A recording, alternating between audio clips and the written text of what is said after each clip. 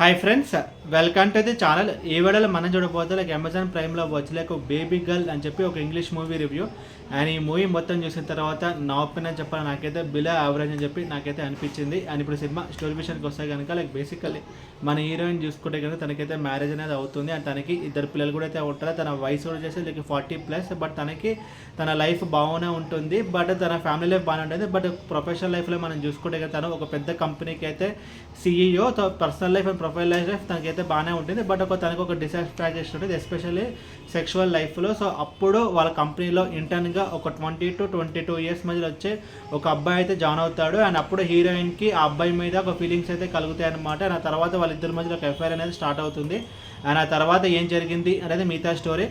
ముందుగా ఈ సినిమాలో ప్లస్ పాయింట్స్ గురించి మనం మాట్లాడుకుంటే కనుక ఈ మూవీ అయితే కాన్సెప్ట్ కొంచెం కొత్తగా నాకైతే అనిపించింది. బేసికల్లీ ఇలాంటి ఒక కాన్సెప్ట్ ఇంతకుముందు తెలుగు సినిమాలు అయితే పెద్దగా రాలేదు, బట్ తమిళ సినిమాలు అయితే వచ్చాయి. సతీ లీలావతి అని ఒక సినిమా అయితే ఉంటుంది. And Sarath Kumar and Jyothika act చేసి ద్రోహి అనే మూవీ కూడా ఉంటుంది అనమాట. కొంచెం అలాంటి స్టోరీ అనేది. బట్ ఇక్కడ చూసుకుంటే కనుక ఆ మూవీస్లో male point of view, but ఈ మూవీలో మనం చూసుకుంటే కనుక ఇది ఒక female point of view. So feelings అనేది అబ్బాయిలకు కూడా కాదు, అమ్మాయిలకు కూడా ఉంటుంది అని చెప్పి సో ఒక ఫీమేల్ పాయింట్ ఆఫ్ వ్యూలో ఈ స్టోరీ అయితే నరేట్ చేయడం అయితే జరిగింది.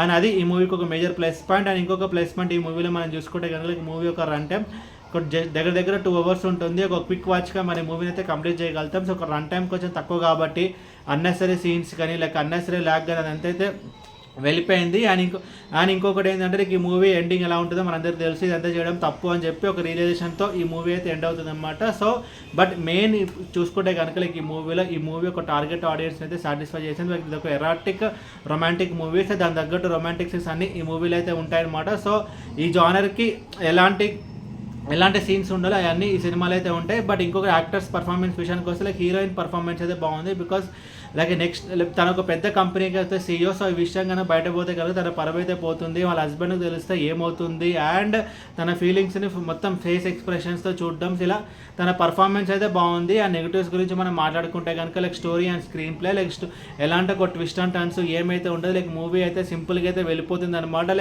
ఆ నరేట్ చేసిన విధానం మనకి ఎంగేజింగ్గా గ్రిప్పింగ్గా ఎక్కడైతే ఉండదన్నమాట. అండ్ ఓవరాల్ ఈ మూవీ గురించి చెప్పాలి, మూవీ అయితే బిలో యావరేజ్ అని చెప్పి నాకైతే అనిపించింది. అండ్ ఈ మూవీకి నేను ఇస్తున్న రేటింగ్ 2 out of 5. అండ్ ఈ మూవీని మీరు చూడాలనుకుంటే అమెజాన్ ప్రైమ్లో తెలుగు డబ్డ్ వర్షన్ అయితే ఉంది. ఇది ఫ్యామిలీ వాచబుల్ అంటే నో, ఇది ఫ్యామిలీ వాచబుల్ అయితే కాదు. అండ్ ఈ వీడియో మీకు నచ్చితే కనుక లైక్ కొట్టి షేర్ చేసి మీ ఫ్రెండ్స్ అందరూ సబ్స్క్రైబ్ చేయించండి. అండ్ మీకు ఇంకేమైనా వేరే సినిమా రివ్యూస్ కావాలంటే కింద కామెంట్ బాక్స్లో కామెంట్ చేయండి. Thank you.